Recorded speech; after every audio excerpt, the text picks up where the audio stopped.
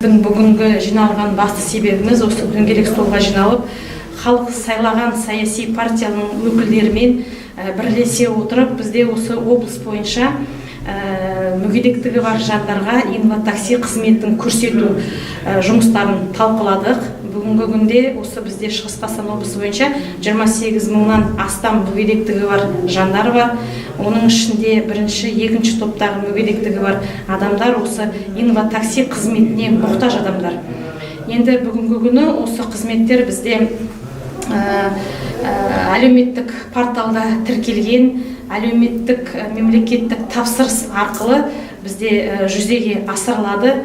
Бұл енді әлеуметтік тапсырыс арқылы жүзеге асырылғандықтан бүгінгі осы біздің жиналған дөңгелек үстелде ең басты көтерілген мәселе ол бүгінгі тасымалдауда жүрген машиналардың күрделі жөндеу жұмыстарын жүргізу, не болмаса сол автопаркты қайта жаңарту, жаңа машиналар алу, сондай сұрақтарды талқыладық. Енді ең бастысы бұл мүгедектігі бар жандарға қызмет сапасын жақсарту. Әрине біз бұл салаларда ары қарай да жұмыс жасаймыз.